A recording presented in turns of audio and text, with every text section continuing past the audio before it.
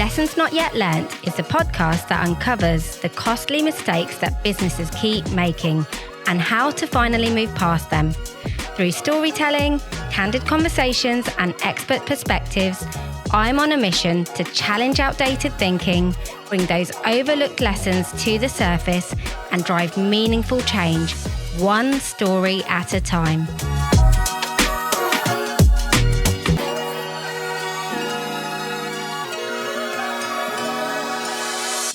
Hi, welcome back to Lessons Not Yet Learned. I'm your host, Kiran Kachela.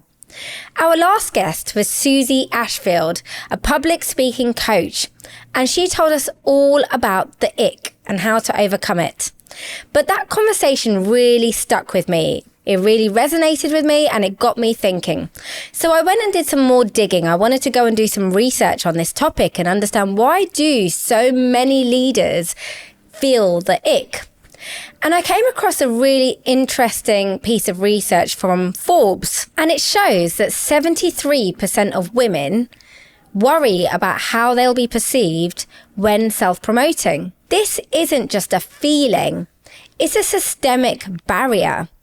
Playing small comes at a price. When you stay small, your ideas stay small with you. It's one of the most expensive mistakes a leader can make. Now, as a female CEO, I live at that intersection between leadership and unconscious bias. I get asked the most bizarre questions when I meet new people. When I go and meet a new prospective client, I often get those sorts of comments like, "What, it's your business? Your boss lady?" I've even had someone ask me, "How do I believe these are really your clients and this is really your business?" As if I've fabricated my entire portfolio. And I once went to an award ceremony with my colleague John, sat at a round table, and there was a guy chatting away to John. And when John explained that it was my company, the guy was absolutely shocked. His jaw just dropped and he was in absolute disbelief. At times, those reactions have made me feel small. And it has fueled my imposter syndrome at times. And it always feels like I have a slightly higher wall to climb. Thankfully, I've never been one to play small. I always play big, I play bold, I have that confidence, and actually some of that bias fuels me. It drives me to do better. It's never stopped me from growing my team, growing my company, growing my brand, growing our clients. I don't let those barriers get in my way. But for many people, it does, and it makes them play small. It costs them a seat at the table. Joining me today is somebody that's lived through this and now helps others. Jenny Garrett, OBE. She's had so many impressive achievements, from being an author of several books where she unapologetically tells the truth, to receiving an OBE award, and she's a serialpreneur with a values-led coaching business and a social enterprise built around one core purpose, which is empowerment. She's created a manifesto for change. She's here today to tell us all about the decisions that hold us back and the mind shift change needed to be a visionary leader. So if you've ever felt like staying small to stay safe, this episode is your wake-up call. Hi, Jenny. Lovely to see you today. Great to see you too. You have got the most amazing accolades. Oh. Looking at your various achievements, I mean, you've had a really impressive career journey. Oh, thank you so much. Yeah, I think that over the years, I've been really lucky to be appreciated and be rewarded for some of the things I've done. So that's so lovely. Yeah. I mean, tell me a bit about yourself then. So how did you get into this coaching space? Yeah, gosh. So it's over 20 years ago now. Wow. I worked at a business school. I was a marketer there. So I wasn't in this space, but it was a business school that provided leadership development and coaching internationally. And a colleague who's now a really good friend, she came into my office and said, "Where next? Where are you going to go, Jenny?" And I remember thinking, I'm doing okay here, actually. I'm feeling that I'm, achieving. And she said, "You can do more. You could train people on our programs, or, what do you think of that?" at the time, I was not a confident public speaker. Okay. And I just didn't see myself ever training people and speaking publicly. And then she said, faculty come into your office, they come away with actions, you're asking coaching questions, you're a really good listener. Why don't you just go on a coaching program? And I didn't know much about coaching, but what I have always loved is learning. And I thought, if they're going to support me to do some learning, yes, I'll go for it. But little did I know it would be really transformational for me. It made me look at myself, what I wanted from life, why I was taking the directions I was taking, and made me actually change my career path. Isn't it amazing sometimes you can have those courses or those moments that get you to rethink and take a different direction that you may have never ever expected to do in the first place. Yeah, absolutely. I think that there are so many careers and jobs out there that we just haven't really heard of and you don't know about and people don't talk about. No one teaches you this at school, right? No. You don't hear about all those that spectrum of professions. Yeah, no, it's likely, who your parents know in terms of their jobs or the jobs that we all know about. And then actually you have to find your way otherwise. So it was really good that she pointed it out to me. And I did get frustrated, I have to admit, because I sort of finished my course and I wanted to be a coach full time. And the organisation I worked for sort of said coaches are freelancers. And I wasn't necessarily ready to take that leap. So, it's a massive leap, and I've been there. I took the leap and went off doing contracting only to then build a business I didn't expect to build. But it is a big leap to leave a permanent job. Exactly. And go out on your own, not knowing, how long you're going to have your next commission for. Yeah. And also, depending on how you've been brought up as well, I think. So, exactly. I definitely had my mum saying, you've got a good pension. Why are you going to let it go? What is this coaching thing a fad? So I had a lot of that sort of, this is so unusual to do. Exactly. If you haven't got that network and that circle of people doing the same thing, you can feel quite alone as well. But you've been very mission led in everything you do.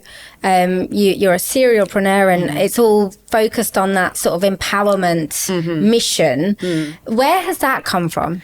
Yeah, it's a really great question. And I don't know exactly where it's come from. I think being inspired wise, I had my great granny, she and my grandmother, they were people who made something out of nothing and also always cared about other people. So even if they didn't have much, they'd share it with other people. They saw that they could support them, they could help them in different ways. So my grandmother came to England when she was in her 20s from St. Lucia. She, didn't get great jobs here, but she worked in a peanut factory and then she'd make peanut brittle and then sell it on.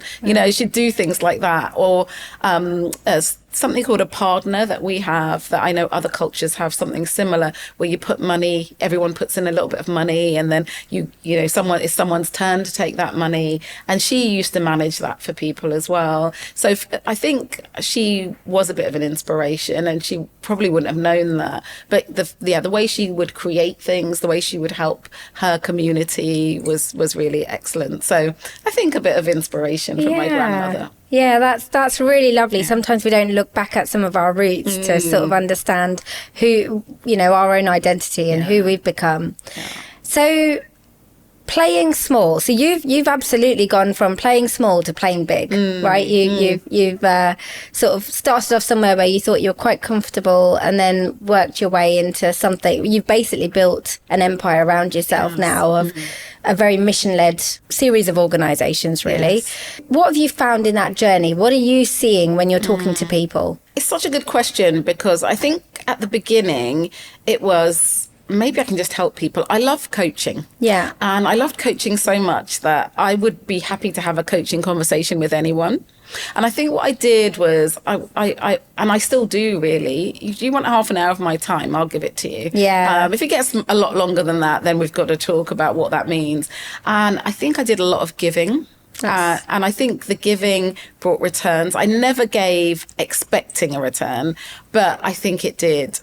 People would remember 5 years ago when I was changing my job, you sat and had a conversation with me. Now I'm in this role, I want to bring you in to help others. And so I think that helped a lot. And people saw that, I was very values driven. I wanted to help people. That's at the heart of it.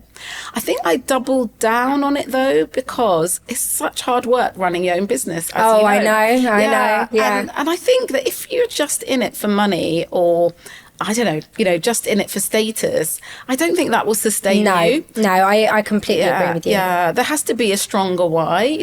When I first started the business, I was early 30s. I had a young daughter. Sometimes this was taking me away from my family, from my daughter. And there had to be a good reason for it. Absolutely. Yeah, so for me, I think I doubled down on my why, because if there wasn't a why, then I might as well just go and work for anyone. And that why, in terms of empowering people, helping them transform their lives, helping them see their own potential, I get a real buzz out of that. There's a level of fulfillment, isn't there? You find your work fulfilling. Yes. And that's what keeps you going, because you're right, running your own business is exhausting. Yes, yeah. Right? It does take a toll. It does have a lifespan. And actually, when it's mission-led, when you know that what you're doing is making an impact, it keeps you going. Yeah, completely. Because that gives you fulfillment. Yeah, absolutely. And I think, I always say to people, what is the why for the work you do? Yeah. Do the people that you're working with have that same why? Or is that where you start? Do you tend to start with the why when you're working with clients? Yeah, absolutely. Yeah. Absolutely. Why would you want to develop your leaders? Yeah. Where are you going with that? Why do you want more diversity in your organization? Yeah. What's the real reason that you want this? Because actually we've walked away when people can't really articulate that, when it perhaps is a tick box or a fad or a bit of fashion, just sounds like something sparkly and new. We've walked away, and for more than one reason. Number one, if you don't really know why you're doing it, then you probably shouldn't be doing it. But also, we're not going to have the right impact. You're not going to look at this fail for the long term. Yeah.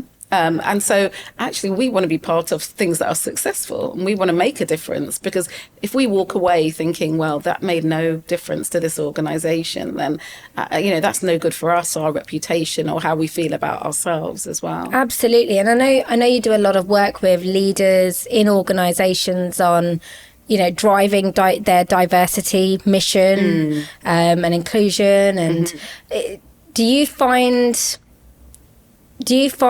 a lot of tick box exercise activities in that? My experience is I've seen a lot of that. Yeah, I think we have been approached by lots of organizations who want to tick a box. And I think that we're really clear that they're not for us, if that's what they want. And organizations have been really surprised when we've said, actually, it's not for us. If this is what you want to do, then actually probably another organization is the organization for you. So yeah, we really stand our ground on that. And align with your values. Yes, you don't sacrifice your values.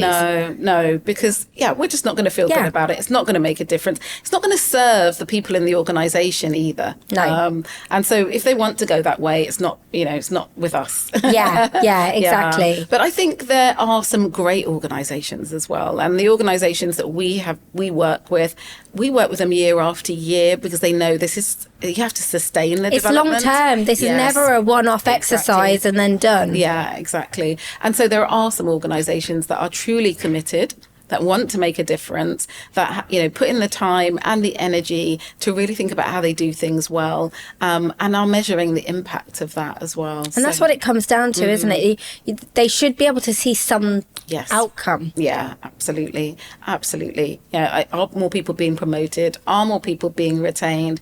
Do people now understand how to be more inclusive as a leader? Do they really understand the behaviours? Can they have the conversations that they've been perhaps afraid to have? And as a result, they haven't been serving their colleagues well.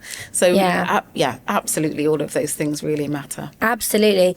So when you're working with leaders, what are those common traits that you find that's holding them back? I think there's traits, and there's also a bit around particularly if you're a middle leader, you're just squeezed, aren't you? You're so right. Yeah, you've got so much to do, and there seem to be lots of new priorities coming all of the time. And it's like, how do I prioritize this? For me, inclusiveness is a foundational piece. So actually, it's not something that you think, oh, this is another thing on top. It needs to be embedded. It needs to be foundational. Once you've got that, you can think about other things. So I think often they're thinking time. How do I fit this in?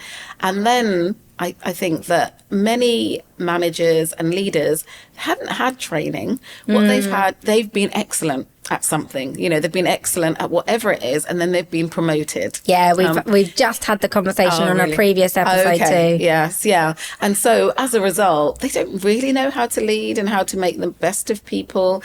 And so they just need some development. They need to really understand that their job is to get things done through other people and develop them. But I think at a senior level, what can often happen is it's their fault. They need to do better.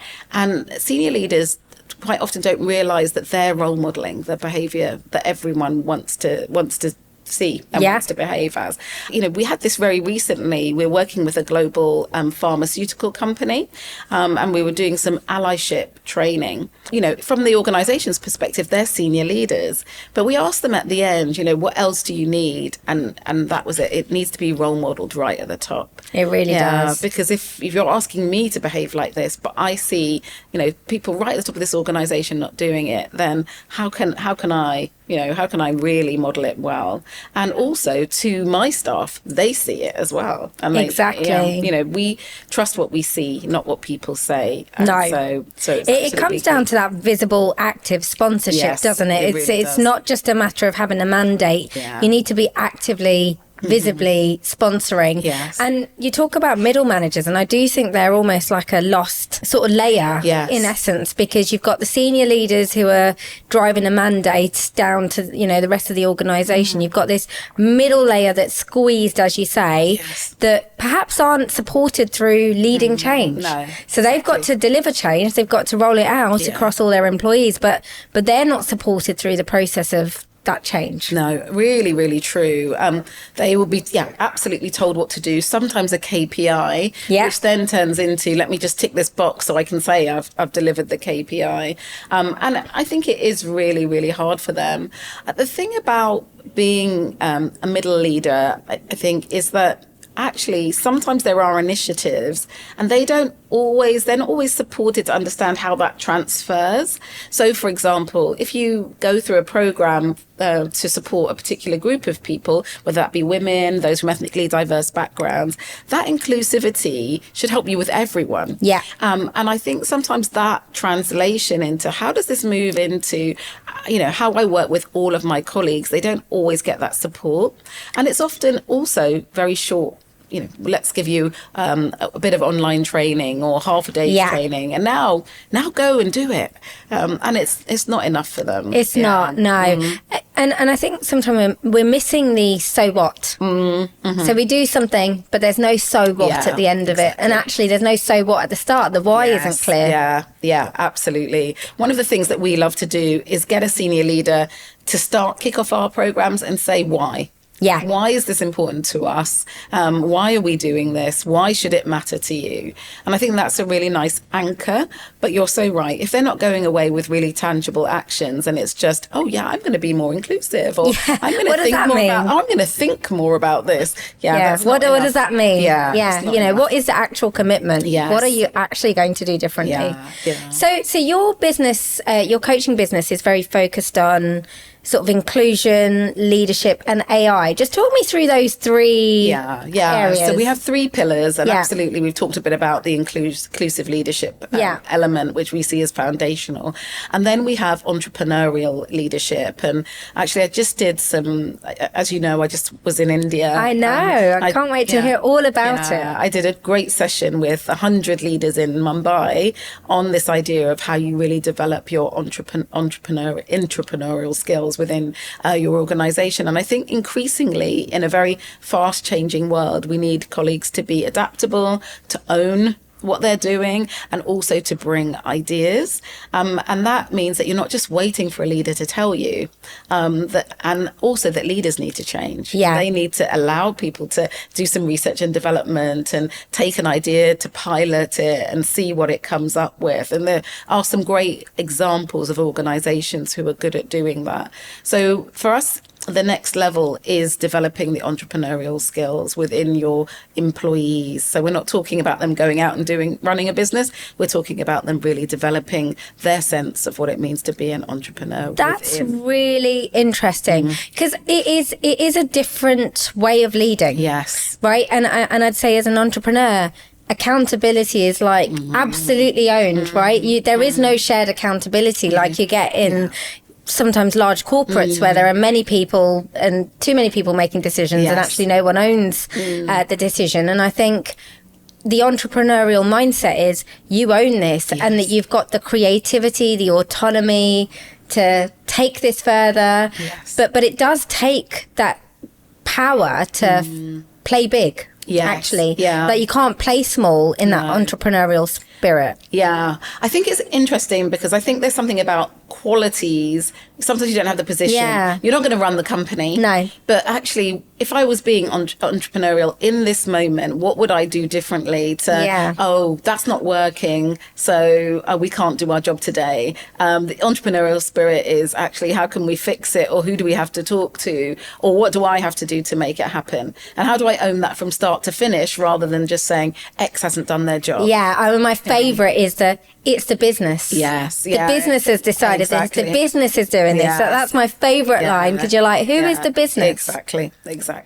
So it's really helping people. And I was interested in India because what they were saying is culturally, it's quite different. It is for a lot, culturally, to even maybe challenge, and to speak up, and even talk about mistakes, because if you're going to experiment, you make mistakes. But I was working with some of the fastest growing small businesses in India. And I was like, your small businesses, you can create a different culture. You're not in these big tanks that, it's really hard to change. So it's challenging the status quo. And I think it does start with the individuals, but I guess it does take that two-way approach, because as you say, you've got an individual that might, we're encouraging them to have that entrepreneurial, those qualities. And take autonomy, but they also need to be given the space, and like you say, the safety to experiment and make mistakes. What's the consequences? Exactly. If I do make, it doesn't go well, I don't want to be sacked or punished for it. And I think also you can't think through everything. So you could say to someone, I'm giving you more autonomy, I want you to take charge, and I want you to take some action, but you can't think about everything. So it's sort of, I'm giving this to you, but there are times when I might take it back because we've come up against something that I didn't think of. But then once we know how to deal with it, I'm giving it back to you again. So it's not one and done, is what I'm trying to say. It's an ongoing process, really. Absolutely. Iterative. Yes, absolutely. Exactly.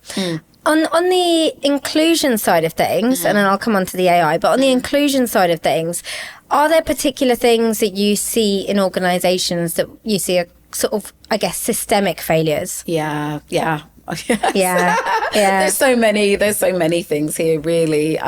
What does the type look like who gets promoted in this organization? That in every organization almost there's a type. There is. Whether it's about education, gender, ethnicity, whatever it is, the language they speak, what their first language is, and it's breaking that. Because there will be this mold, and it's really hard then for leaders to move through it. So I think, number one, notice if you have a type, and try and say, what I'm going to do? I'm going to champion someone who doesn't fit that, and really champion them, which means help them get into the role, support them when they're in it as well. So it's not just getting through the door, it's being supported when you're there. So I think that's one thing. I think there's still a huge reticence and fear about talking about anything. Whether it's gender, ethnicity, disability, neurodivergence, whatever it is, people still haven't got the language and are very nervous about having the conversation, and I think that holds everything back. What do you think creates that? I think there are Because you're right. I agree. Yeah. I think there's more than one thing that creates it. I think there's a discomfort. We're running a women's program at the moment with a large utility company. And they're saying, you know, I can't go with my health issues to my boss, whether that's menopause or whatever it is. I just know they're going to be so uncomfortable. So, but you just think, well, they probably have partners, sisters, mums, children who may be women, and you know they should must be have some heard some of understanding. this. Yeah, exactly. So I think that in the work environment, people are fearful. I guess they're fearful of being cancelled. But also they haven't sometimes brought their emotional intelligence into the workplace. I think sometimes they think, well, that's for outside, and inside I'll be a bit more transactional. And when something that requires empathy is you know, put in front of them, they're nervous about what they might say or do, and if they're going to say or do the right thing. But for me, it's just sit with being a human being. Of course, we're all here. That's, you know, that's the key. Be a human being with this person, really listen, and even if you don't know the answer, oh, this is tough, I have to come back to you to understand what I can do. You don't always have to have all of the answers immediately. So I think sometimes people put an awful lot of pressure on themselves as well. So I think the fear of having different kinds of conversations, and that idea that leaders have in their head, which is I treat everyone the same, which is it's not the reality, is it? No, you can't. Everybody has different needs. Exactly. Different needs, different ways of working. You know, different backgrounds. Some people are more extrovert, some people more introvert. You can't treat everyone the same and expect the same outcome. If you want, you know, those strong outcomes, you've got to think about how you really nurture, develop your people, and how you give them what they need to be successful. So, you know, look at that. There's a plant behind you. You know, I'm not going to feed it the same as another plant. I'm going to think about what that plant needs. So, so I think that is really important, and I think that individual really understanding that individual approach to leading people, that you might have to have these conversations that you might not be used to having. I think people are very uncomfortable with conversations that are, I think in fact, you know, people actually find it as if it's like confrontational, which it isn't actually, just to speak your voice. The thing about this is it's about practice. You're right. And you've never had the practice, you don't know how to do it, but you have to you know, it's not going to come without you doing it. It's like confidence. Confidence doesn't come from sitting at home saying, I want to be confident. It comes from trying things. Again, we were just having that conversation in the previous episode. So you have to put yourself out there. And for me, two things really help. Number one, intentionality. So if I'm going to have a conversation with you about something that you might think, or I might think is sensitive, I would say my intention with this conversation is to understand better. That's where I'm coming from. So you're in no doubt about where I'm coming from, because I think it can go wrong if people are thinking, why are you asking me these questions? You know, I've been asked these questions and it hasn't gone well before. So I think that intentionality piece. And I think the other thing is, let me know if I make a mistake. So I'm going to have this conversation with you. You understand my intention, but I might use the wrong language, say something in an inappropriate way or crass way, whatever it is. Please tell me, because I want to learn. And if you come in with those two things, this is my clear intention. If I make a mistake, let me know. I think there's a level of understanding then. Exactly. That makes sense. As you say, sometimes you can go into an organisation and you do find certain types, and sometimes you as you say, there's a number of things that an organisation can do to try and break that mould, but equally as an individual, being more comfortable with speaking up as well. What about, I guess, unconscious bias? What's your view on that? I mean, bias exists for all of us. We're all biased, you know, every single one of us, and it completely exists. And I think knowing that exists is good. It's good to know that you have bias, I have bias, we all have bias. So I think that's a starting point.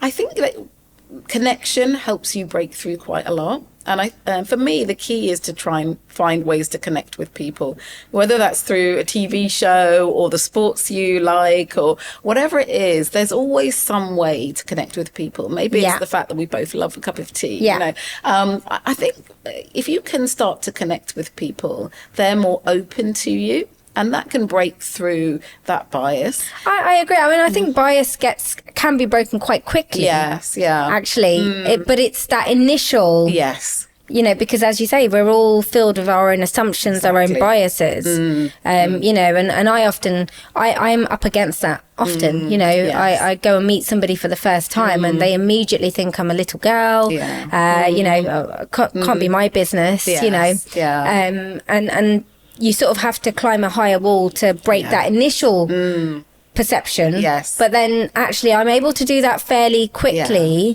once we have the conversation. Exactly. See, you know, the example you've given, people may think you're younger or less experienced than you are. You could immediately take offense at that and close down. And it's the not taking offense at it and recognizing, okay, I've got to disrupt their thinking. Exactly. You're so right. And for me, you know, I'm never overwhelmed by it. Actually, it drives me further. It drives me to prove them wrong or to, you know, show them that actually, you know, I am capable, or my my team are capable. You know, and like you say, trying to break some of those common barriers or those common perceptions. Yeah. And sometimes I encourage people to name it. So particularly, just say you don't have a UK accent, for example. Sometimes there's a lot of bias around accent. And names. And sometimes I say to people, you know, to actually name it. Say it. Say, oh yeah, you know, you might have to listen harder for my accent, but you know, I deliver. Or you're right, because you're owning it then. Exactly. You're not trying to hide from it. No, exactly. And I think sometimes we do try and hide from our differences because we're already thinking about what people are going to think about us rather than owning it. Exactly. So I do encourage people to own it and disrupt it. And I like that. Say, you know, you might think this, but actually this is me. This is who I am. And it names it, because the person with the bias, they might not have named it themselves. They might have just thought, oh, I'm not sure. Maybe they're not right for the job, or they might not even be aware. Exactly. But once you name it, it helps them to understand their own thought process as well. And you're disrupting it. So I really do encourage people to do that. I'm coaching someone at the moment, and her heritage, her Russian heritage, means that she's come across, you know, a bit abruptly and a bit harsh. People have said, named her as a bit aggressive, etc. And we've talked about that. How can we just say, what she's decided to do is use the industry. She was in construction. Okay. So she said, I was in construction before. I had to be direct. I had to, you know, hold my own in different situations. And as a result, sometimes I'm a little bit direct. But let me know. If it's too direct for you, let me know. So that's, you know, instead of people saying, oh, you know, she's coming across a bit harsh, but I'm not going to say anything. Or because she comes, you know, this is her heritage, perhaps she's like this. She's able to name it and move through it. What I really like about that example is typically, you know, you'd then perhaps that person, that lady that you're coaching would feel, well, I need to adapt my style. And instead of adapting her style, she's owning it and explaining it. Exactly. Because otherwise, you know, people lose their authenticity. They start to be someone they're not because they've got to fit into an environment. You know, back in the day when I first started, and I worked a lot in the construction and facilities management sector. And, you know, I used to always come in with trouser suits and, you know, shirts and not wear a lot of jewelry, you know, look quite masculine, only because I felt that was my way of fitting in. And now I'm like, I'm coming out bold. I'm going to wear my bright colours, if that's bright pink, and just be me, right? But it takes a level of strength to own it. But you're right. I think actually the owning it helps overcome some of the things that you would have been faced up against. And if organisations truly want inclusion, you know, you can't ask everyone to just assimilate, because you just get what you don't get the difference, you don't get the benefit of the difference, and that's what I think will really benefit every organisation. 100%. So I don't want to tell everyone to be a certain way, but I do encourage people to own who they are, you know what your brand is, know what you stand for, know what you're really good at, and talk about it. And sometimes that is about breaking some ways of being. If you're not a person who's shouted about what you've done previously, you've just kept your head down and work hard, it's like recognizing, well, you can still carry on and do that, but you're probably not going to get very far in a large corporate organization, because other people who are talking about what they're doing are going to move forward.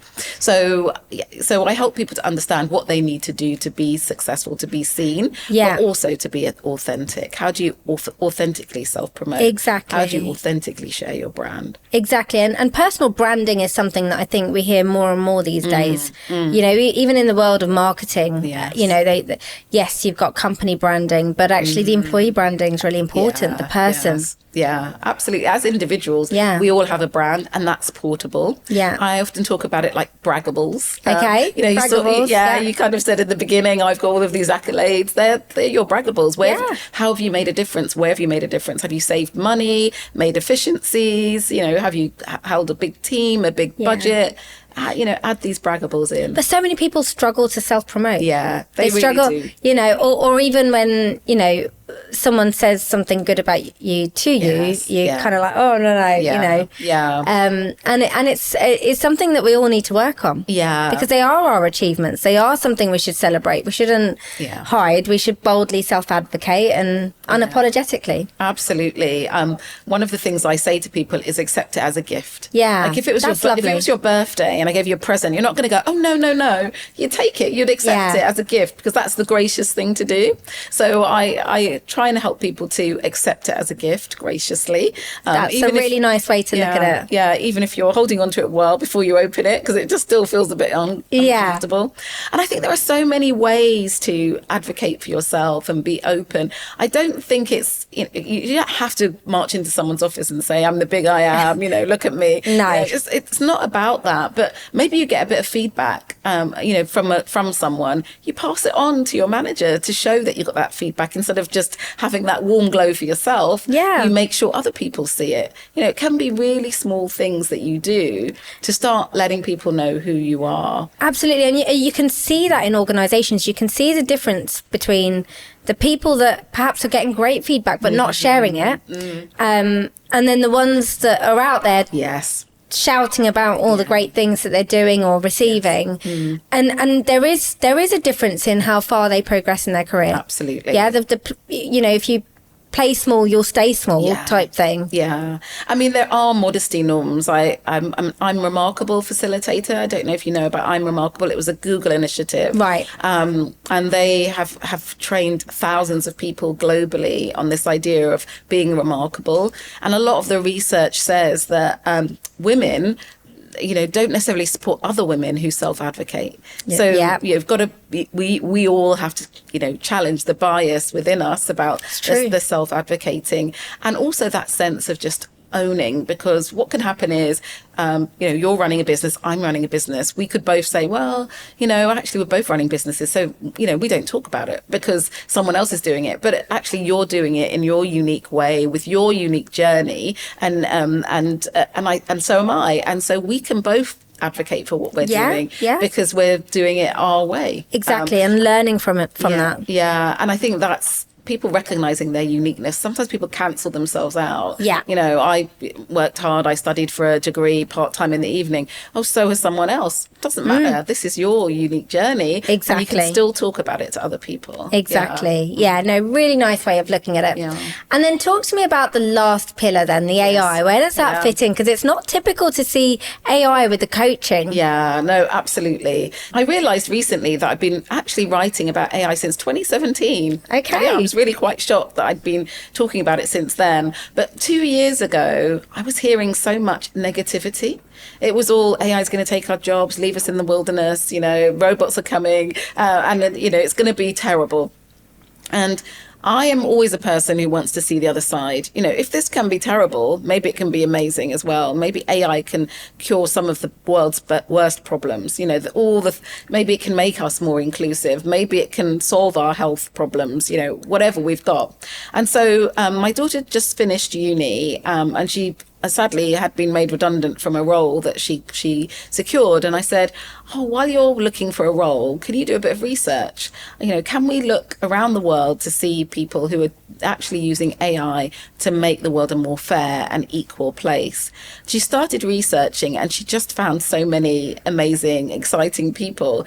And I said, initially I was thinking we were going to maybe write some bits on it. Then I said, this would be a really good conversation. Maybe we should start a podcast. Yeah. And AI for Equity was born. Amazing. So we've had 2 series of it, from people creating AI that can be used without internet in developing countries. So you can not have internet for 2 weeks and still be using AI, for example. Right. To people using AI who are neurodivergent, to think about how they communicate with people who are neurotypical and vice versa, to people using it in healthcare. And actually, when I was in India recently, I visited a hospital and they were using AI for IVF. So, when they fertilize the egg, for example, the ones they were using the AI to quickly find the best ones, the best multiplying cells that they should put back into the woman, for example. Wow. And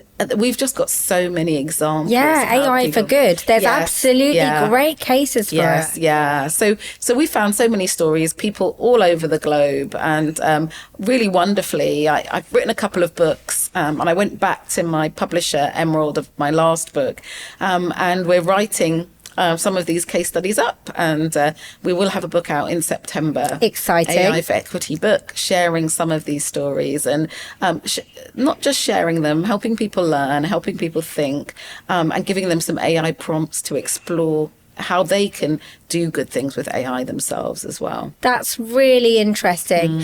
And I mean, I agree with you. There are some great things that can be done with it. Coming back to the point you shared about, that the narrative that's been there for a while around the risk of AI and that it's going to take jobs over. Yes. I mean, where do you sit with that? Because I agree there's lots of great things. Yeah, I completed an MIT program, AI and Strategy and Leadership program. And we had, I think, about half of the cohort. There were about 200 to 300 of us, I can't remember how many.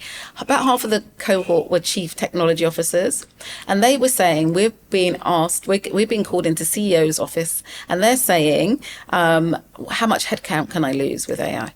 So there's a real reality there. I'm not going to hide from that reality that people are thinking this is going to save them money and that they don't have to recruit so many people and jobs can be replaced. I think it's going to swing one way, and then people are going to realize they need humans, of and course, it's going to swing back again.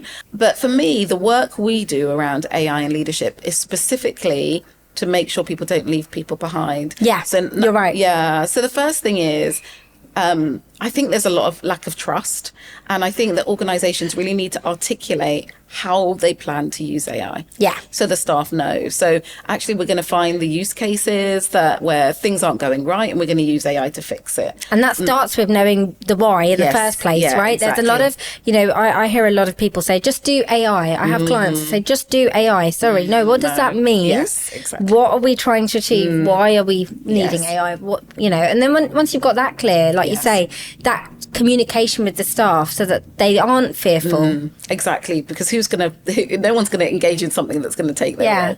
So I think that's the first piece. But the second is the research is telling us that women, there's a high percentage of women who think AI is cheating.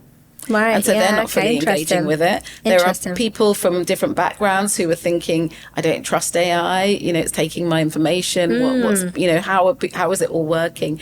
And so there are groups of people who could be left behind, even when you're really clear about how you're implementing it. So just helping people think about that as well, thinking about the diversity of their staff and what they need to be successful using AI. So that's where, those are the two places. It's quite strategic level. Why are you using it? How are you using it? How are you communicating that? Absolutely. And then secondly, are there some people who are still really reticent and concerned, and actually you're probably going to disproportionately disadvantage them because they're not engaging, and what do we do about that as well? So that's where we come to the AI and leadership space. Absolutely. And actually really nicely, the leadership coaching that you do complements it quite nicely. Yes. Not only, you've talked a little bit about making sure that the AI is inclusive and, that people don't get left behind. But equally on the other aspect, it's the value of leadership, I feel, is growing. Yes. The value of the human aspect of leadership is more and more important with the use of AI. Yeah, I couldn't agree more. I think that's a total theme through every conversation we have, which is the human aspect is key. And actually recognizing what is uniquely human. I think everyone should stop and think about that in their job. Maybe you have a developmental conversation with a staff member. You can't really do that with AI. Maybe you're helping to come up with some new ideas. AI uses its algorithm to look at what's been done. Exactly. And it can come up with what you could do, but it's always from what's already been done. Exactly. And I think that real creativity has to come from us as well. And I think the strategic decisions need to come from us also. Like, where are we steering this? AI, we can't defer that to AI. No. Really recognizing what is it that I bring? How do I use it? How do I use AI to augment my experience? I don't think there's anything wrong with doing that. Absolutely. But knowing what's uniquely us. What's uniquely human? What value do we bring as a human to this process? And not turning into machines ourselves. No, exactly. There's some research recently. It's called, they talk about work slop, the fact that people are just producing reams and reams of information out of AI, and then someone has to work through it and understand, does any of this make sense, and how many hallucinations are there in this? And sometimes we're spending a lot more time fixing what the AI has churned out. Exactly. That we could have just done it ourselves. And actually it's causing a different level of exhaustion because now it's the AI exhaustion is actually about just reviewing everything that AI has created. Exactly. And like you say, it's then just coming back to the why are we doing this? What are we trying to get out of this? What do we bring as a human? And I do think like content is cheap these days because you literally just push it out of the system. So what is it that we're bringing? Exactly. And being our authentic self is even more important today. Yeah, it is. And I think it can disappear. You're on LinkedIn, for example, you can see a lot more churned out. A lot of copy paste. Yes, exactly. And you think, well, actually, I can't hear you anymore. Yeah. And that does turn us off. We are interested in each other 100%. and our uniqueness. So I think it really matters. And we relate to the emotional side more so than anything else. Tell me a bit about your social enterprise. That sounds really exciting. Yeah. So Rocking Your Teens was set up over, I think it might be 13 years now. Wow, okay. When my daughter was in early secondary school, it was, again, a strong why. My daughter was in, early secondary school, lots of social media pressure, lots of pressure to fit in and maybe dumb herself down to fit in. And I was really shocked that she was experiencing that. She's, as she does have me as a role model, that's not something I would advocate. And I was like, how does this happen to you? And when I started researching, I saw that it was an epidemic for young girls, actually, and that something needed to be done. What I also knew about young girls was that they weren't listening to parents because we're old and what do we know? And so I thought, what I could do? I could put on a one-off event to inspire young women, give them lots of, young role models and, hopefully set them off on the right direction. I went in to see someone, it was like a client meeting, and I just at the end of the conversation said, I want to do this, this girls' conference. And they said, but boys need support too. And I thought, they probably do. I was just thinking about my daughter. And he said, send me a one-pager. And I did. And he said, I'd like to partner with you on this. And we had a mutual contact, and she was an event organizer. So great blend of skills there. Between the three of us, Rocking Your Teens was born, and we've been running conferences for young men, conferences for young women, typically sort of 12 to 15-year-olds. And we also got some funding from Kurt Geiger to run an Empower You program. So we run a sort of 6-week program in school as well to empower young people. But it's very much what we were saying right at the beginning of this conversation. We were talking about the fact that careers, you don't know about the careers that exist when you're young. And they don't have that exposure. No, exactly. You don't know what you don't know, and you don't know what you don't see. You know, that your daughter, my daughter, they've been lucky enough to see us as role models. Sometimes some people haven't had that opportunity, depending on where they are, where their background is, their environment. Exactly. So what we do is we do give them that exposure. There are these things called the Gatsby benchmarks that career professionals in schools are looking to align with to give career support to young people. And one of them is this exposure to careers. And so that's what we do. We get young women talking about their journey, whether that's, we've got racing driver for the next one. Brilliant. A young woman racing driver to people. We had a roller skating DJ. Brilliant. One of them. We've had social media influencers. We've had all sorts of people. That's brilliant. And we just say, this is all available to you, including running your own business. Yeah. Because schools don't talk so much about that. No. And just open their eyes to what's possible. But we also, it's a very holistic, and I guess as you would expect with me being a coach, we're also helping them to think about their own self-esteem, their confidence, their bravery, to get what they're looking, what they want out of life as well. Yeah, because it's a very different environment today, and they are the future generation. So it's great that you're starting from that point, because hopefully the future is bright. Absolutely. And I think they do say the generation we have now are the most anxious. And you see more and more of that. And the comparison is huge because of social media, even though they've upped the age now.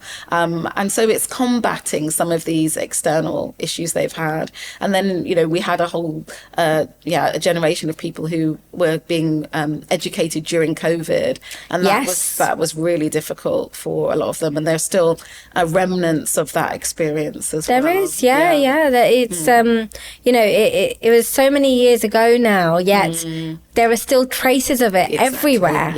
I think traumatic for some young people. We ran online sessions, and we had sometimes children saying, I can't study, I'm at home with my siblings, and it's really, really hard, and I'm afraid I'm going to get left behind now, at school. So they had a lot to worry.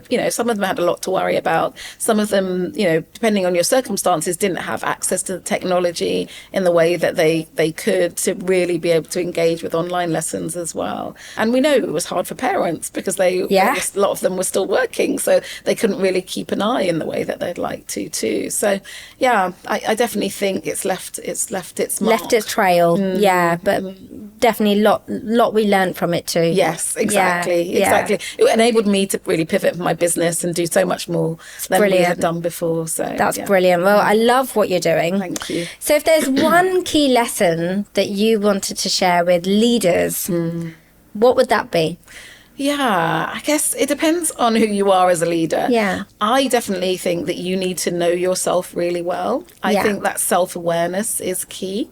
And then remember what it means to be a leader. It means really for you to know your why, and then to empower other people to be successful. It's never about micromanaging. It's like, how can I empower them to be their best? And I think...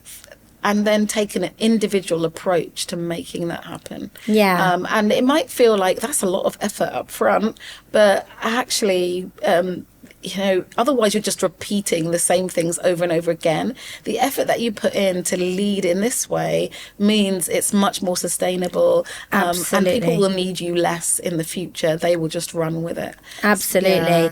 We had a episode recently with a lady called Genevieve, and we actually talked about leadership, and the word that came up was duty. As a leader, we have a duty, and understanding our duty, like you say, whether that's empowerment, whether that's helping them develop and grow, we have a duty. Absolutely. So it's a really nice word, I guess, just to remind ourselves that it is a gift to be a leader. Completely. And people are looking to you. Exactly. Because I think you can be too humble in a way and think, well, what I do doesn't make a difference, it but does. it really does. Yeah. I mean, recognise that. when we think back to our own careers, there have been people along the way that have been instrumental in teaching us what good leadership looks like, or inspiring us, or maybe teaching us what not to do too. People leave a mark, and so we have a duty as a leader to leave a mark, and hopefully a positive one. Yeah, and respond well when someone does self-advocate. Exactly. Yeah, that's a really good point. Yeah, don't be defensive. Don't push them back in their box. Yeah. Actually recognise how Support much it might have taken for them to do that. And, I love that. Champion them. I love that. Thank you so much, Jenny. It was lovely having you today. Yeah, I've really appreciated it. Thank you. Thank you. The CI Fix from today's episode is all about knowing your personal brand and being comfortable enough to be your authentic self. And as leaders, we need to understand our role. We need to understand that we have this great gift, this power to influence those around us and the next generation. So don't take this role for granted. We have such a great opportunity to sponsor people, to support people, to really congratulate them when they are standing up and self-advocating for themselves. And we need to also act as role models. Thank you for joining today's episode, and I look forward to seeing you next time.